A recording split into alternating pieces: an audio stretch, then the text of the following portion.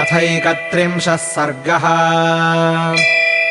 सकामिनम् दीनमदीनसत्त्वम् शोकाभिपन्नम् समुदीर्णकोपम् नरेन्द्रसूनुर्नरदेवपुत्रम् रामानुजः पूर्वजमित्युवाच।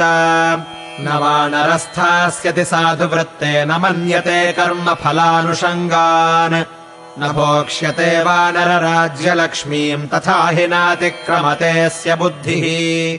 मतिक्षयाद्ग्राम्यसुखेषु सक्तस्तव प्रसादात् प्रतिकारबुद्धिः।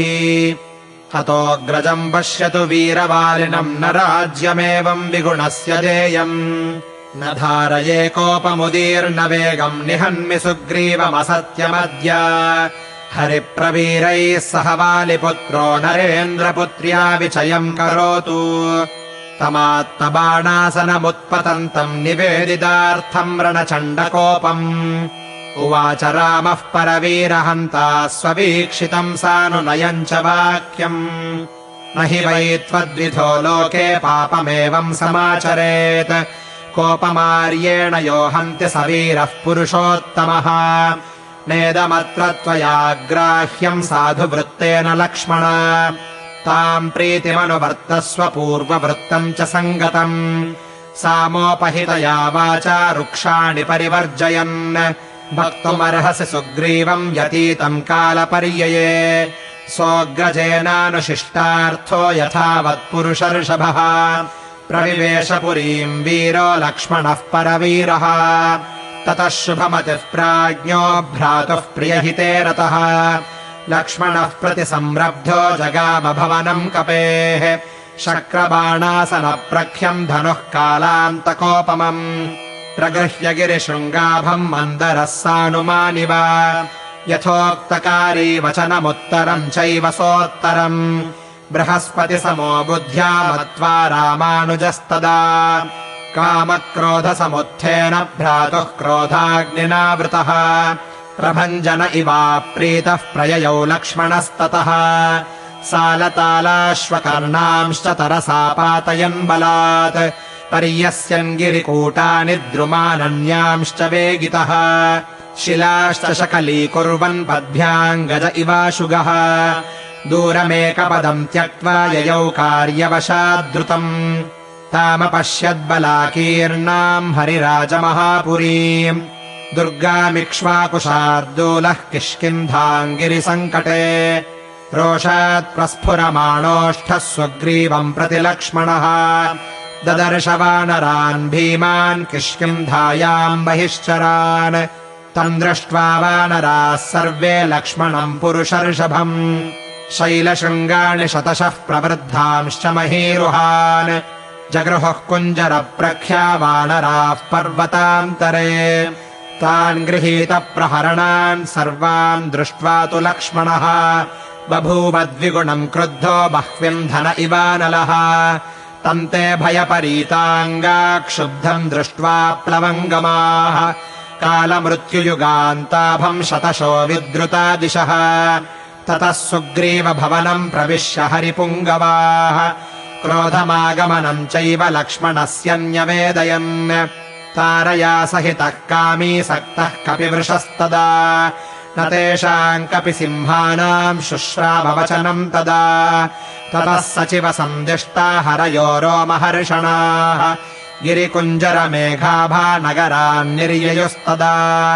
नखदंष्ट्रायुधाः सर्वे वीरा विकृतदर्शनाः सर्वे शार्दूलदंष्ट्राश्च सर्वे विवृतदर्शनाः। दशनागबलाः केचिद्दशगुणोत्तराः केचिन्नागसहस्रस्य बभूवुस्तुल्यवर्चसः। ततस्तैः कपिभिर्व्याप्ताम् द्रुमहस्तैर्महाबलैः अपश्यल्लक्ष्मणः क्रुद्धः किष्किन्धाम् ताम् दुरासदाम्। ततस्ते हरयः सर्वे प्राकारपरिखान्तरात् निष्क्रम्योदग्रसत्त्वास्तु तस्थुराविष्कृतम् तदा। सुग्रीवस्य प्रमादम् च पूर्वजस्यार्थमात्मवान् दृष्ट्वा क्रोधवशम् वीरः पुनरेव जगामसः। सदीर्घोष्णमहोच्छ्वासः कोपसंरक्तलोचनः बभूव नरशार्दूलः स धूम इव पावकः।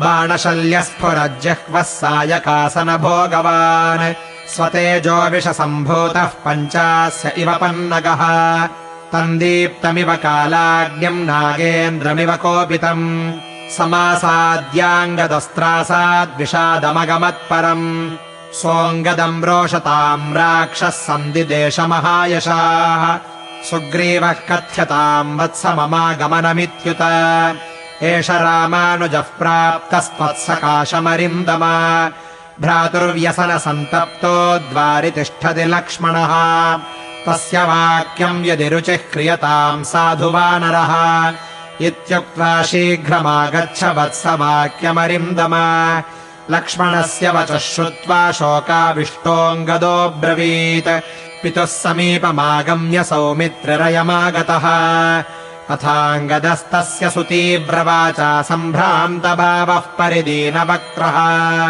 निर्गत्य पूर्वम् नृपतेस्तरस्वी ततोरुमायाश्चरणौ ववन्दे सङ्गृह्य पादौ पितुरुग्रतेजा जग्राहमातुः पुनरेव पादौ रुमायाश्च निपीडयित्वा निवेदयामास ततस्तदर्थम् स निद्राक्लान्तसंवीतो वानरो न विबुद्धवान् बभूव मदमत्तश्च मदनेन च मोहितः ततः किलाम् चक्रुर्लक्ष्मणम् प्रेक्ष्य वानराः प्रसादयन्तस्तम् क्रुद्धम् भयमोहितचेतसः ते महौघनिभम् दृष्ट्वा वज्राशनि समस्वनम् सिंहनादम् समम् चक्रुर्लक्ष्मणस्य समीपतः तेन शब्देन महता प्रत्यबुध्यत वानरः मदविह्वलताम् राक्षो व्याकुलस्रग्विभूषणः अथाङ्गदवचः श्रुत्वा तेनैव च समागतौ मन्त्रिणौ वानरेन्द्रस्य सम्मतोदारदर्शनौ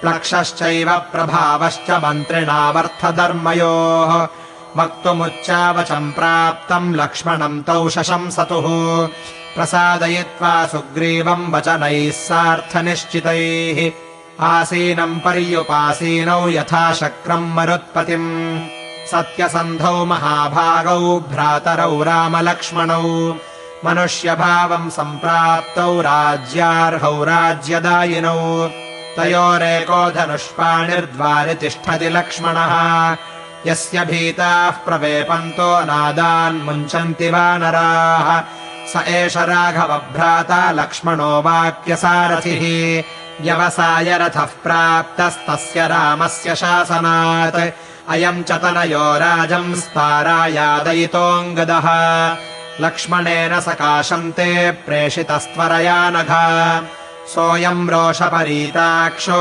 द्वारि तिष्ठति वीर्यवान् वानरान् वानरपते चक्षुषा निर्दहन्निव तस्य मूर्ध्ना प्रणानम् त्वम् सपुत्रः सह बान्धवः गच्छ शीघ्रम् महाराज रोषो ह्यद्योपशाम्यताम् यथा हि रामो धर्मात्मा तत्कुरुष्व समाहितः राजंस्तिष्ठस्व समये भव सत्यप्रतिश्रवः इत्यार्षे श्रीमद् रामायणे वाल्मीकीये आदिकाव्ये किष्किन्धाकाण्डे 31 सर्गः।